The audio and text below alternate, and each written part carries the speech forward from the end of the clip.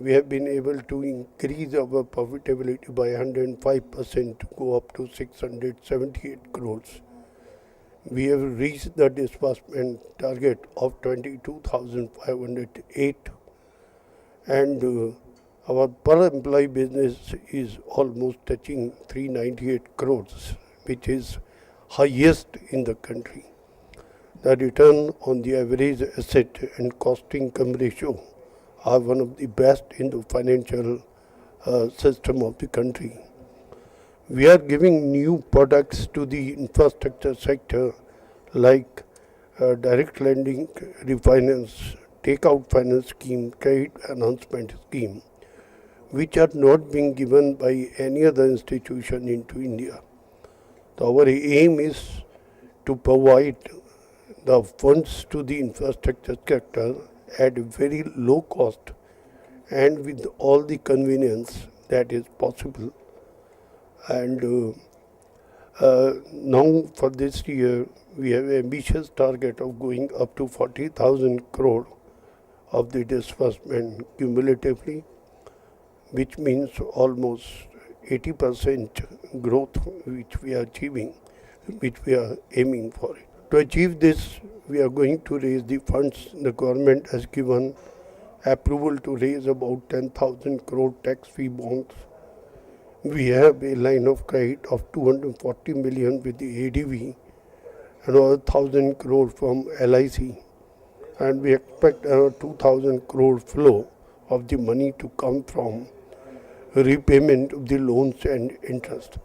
So all this money is available with us, and we have taken a very challenging target of reaching 40,000 crore of the disbursement by March 2030.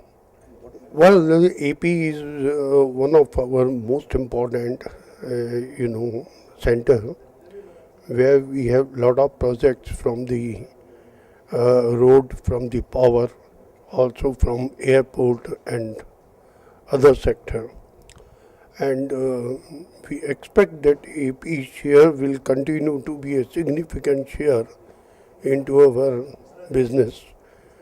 And presently, we find about 30% of our share coming to the Andhra Pradesh, and the same share will be maintained. That is our expectation. The entrepreneurs of AP have really made a big role into the infrastructure development in this country, even in the other states like Himachal Pradesh, like Madhya Pradesh, like Rajasthan, like Madhya Pradesh, so many places. So we expect the same trend and tempo to continue. See, at present, the mandate given to IFCL by Government of India is 8 sectors. That is road, power, airport, seaport, railways, convention center and tourism. But now recently Union Cabinet has approved a harmonized list of the sectors, and shortly we will have a board meeting to take sectors from them.